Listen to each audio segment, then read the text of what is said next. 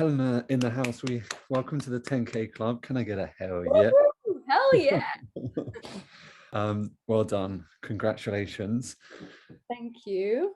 Um, so what was the biggest problem that drove you to joining Clients and Automation? Or what do you think was, the reason that you joined us? The biggest one was freeing up time because I was doing one-to-ones and it was just taking all the time up so that you don't actually have the time to actually work on, refining your product or refining your service and think about, think on your feet on the going forward on the strategy that you want to create for the future because you're too busy in these one-to-ones. And I think, one of the big things was before that even was that I was in a professional services firm. I was working in a professional services firm and I was just away from my family. So time was a really big one for me. And I just got to this point where I just didn't know, what the point was really.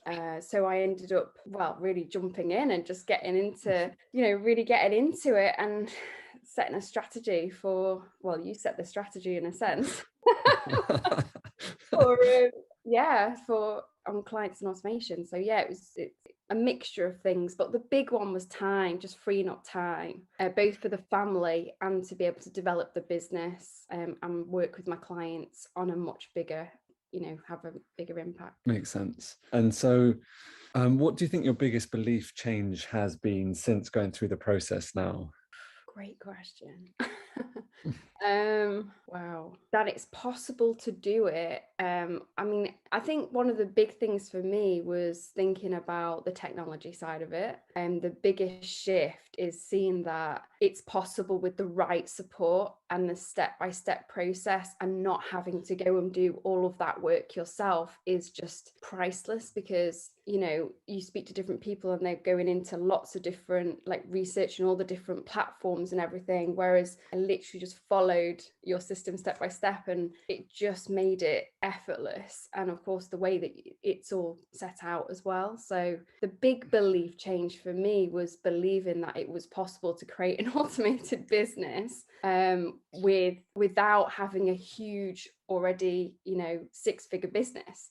I think that's the big one for me. Out of all of the things that we provide, what do you like the best? Sometimes in clients automation, what is it? The live clinics? Is it the 24/7 support? Is it the methodology? Is it ad scripts? Is it the closer process? Is it the funnels?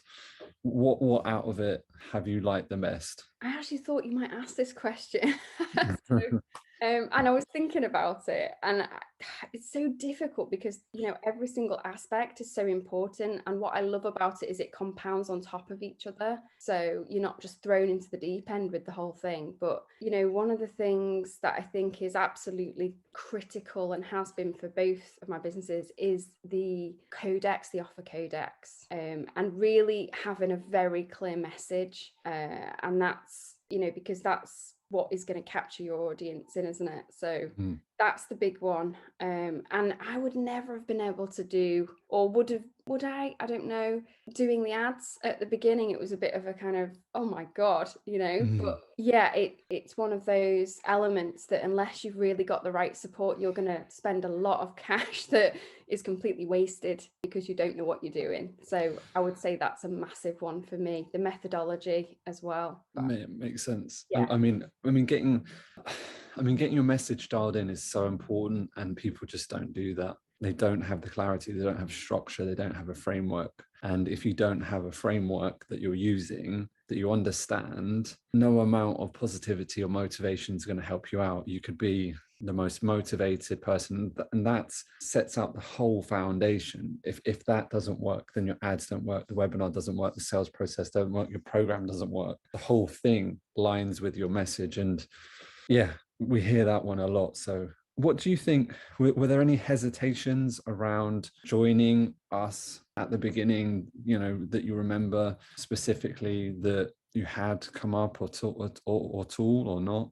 Well, because I've, worked with you for a while now, quite a while, I would say that at the very, very beginning, before I jumped in with you, it was a live event. And I remember just, I was in my background was in compliance and risk, and I was just so cautious. Were you? Yeah, I was at the beginning, not because of you. I was like almost 100, it was like almost 100%, but it was more, this is a big thing for me. This is something I haven't really done. And it was the step out of where I was, knowing that it was already the start of the transitionary period for leaving my role, the job I was in. And so, yeah, but I did it. And I probably never done that before in the same day. But when I did it, it was such a relief, I have to say. I remember shaking all over my body, and it sounds so ridiculous, but I was shaking all over. And I just remember it was your breakthrough success. Yeah. And it was just, what are we going to do? And I remember doing it with someone else as well, and they did the same thing. And yeah, so great. And in terms of, recently, I've just had absolutely no hesitation, no doubt. I've literally stuck to everything you've pretty much set out. And I would say that there's one thing I didn't stick, or two maybe things I didn't stick to, but you learn your lessons. And you also have to sometimes learn things yourself. So no hesitations beyond that point. That was just, and it just went from there for me. Nice. Did any of your family have issues around you starting your own coaching business? That's such a great question, and one that you helped position. So no, without that. So it was, it's about the way you talk to your family about it. It's the way you position it with them.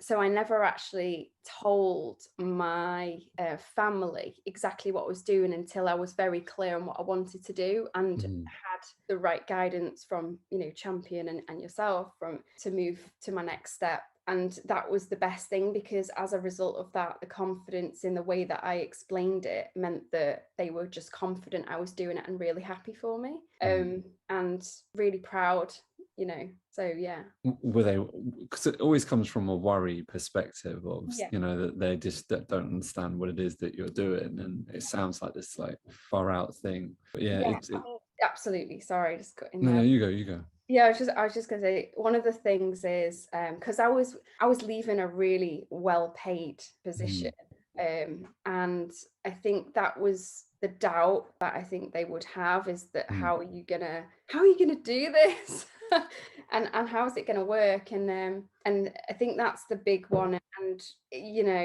my mom is always like, oh, I still look at you in your A4 executive car and think, how, like, how did you get there? Which is great, but but she does, she said that in the past. And and when I had that position, because I've always been super motivated, ambitious, and driven to get to succeeding in my personal and professional mission, and I did that, which is why I started, which is why I ended up in this kind of crossroads position, and that's when my coaching business started. So there was some doubt from them, but at the same time, I think because I knew how to position it and speak to them about it and show them the beauty of it and what it can do for us as for me and for the family, then yeah, it worked. And as I said, I honestly think that there is that element of how you positioned it with us as well, to explain how to do that in the past. But you'd obviously hit like a floor, like a wall within that role that no longer fulfilled a value within you. What was that? Yeah, I definitely hit a wall, and it was just getting on. I just remember getting on the train one day, going to London at 5 a.m, like 6-hour journey down. I had to do it every week, and living away in a great flat. But yeah, that was when I hit the wall, because I was just like, what is the point? Like, yes, I'm getting paid well, although because I was working all hours under the sun, you have to question if you are getting paid well. So the block was just, that and the value for me was about freedom, and structure, and no, like less structure.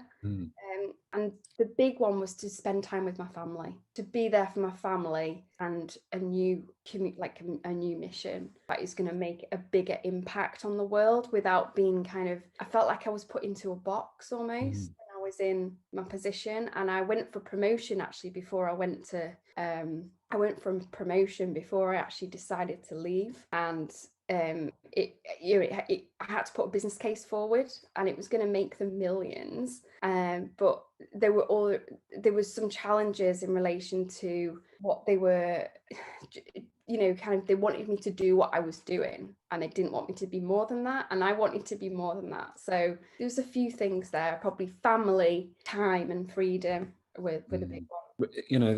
People talk about that a lot, and it's they hear it a lot, but they don't really, in my view, ever understand the importance of that, because it doesn't matter whether you're getting paid a lot. If you've got no time, you've got no life, and if you've got no ability to control how you spend that time, there's no point. So yeah, look, Helen, I really appreciate you. If you were to tell someone who was on the edge of joining COA, what would you tell them to do? Why are you on the edge?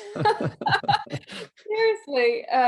Yeah, I would say, why are you on the edge? There's just no question about it. Jump in, because it's like you said at the beginning, it's not about you can be the most positive coach in the world, and we all are. We want to change lives, but it's not going to get you your business. And I just want to share that I've done a coaching qualification that was specifically, a world standard in the past, but working with you in other guises as well, I actually, that has been the best thing. So actually, I think for coaches, what's really important to consider here is that it's not just about you helping creating this automated business and, having that time back and freedom, but it's also about you are literally a world-class coach as far as I'm concerned. And I think those two things together go hand in hand, and you need someone that really understands that. So if you are on the edge, don't be, because I can absolutely assure you, I wouldn't have got, even the grade I got in that qualification if I hadn't have worked with Ed and done the things that I've done. But also, I would never have got all the automations or any of that set up, mainly because it's not necessarily the way that I wanted to spend my time. Yeah, of course. You either. So those two things I think are really important to remember, and just take one step and another step and just breathe and just do it. Click the button or sign up or whatever.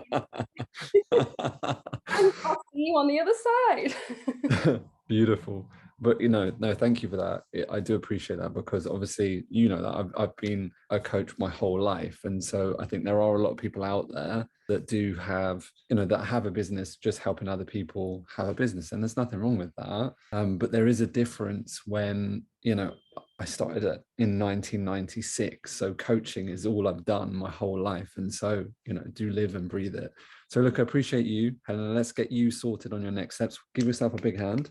Well done for hitting your 10K club. Thank you. And let's get you sorted on your next steps. Awesome. Let's do it.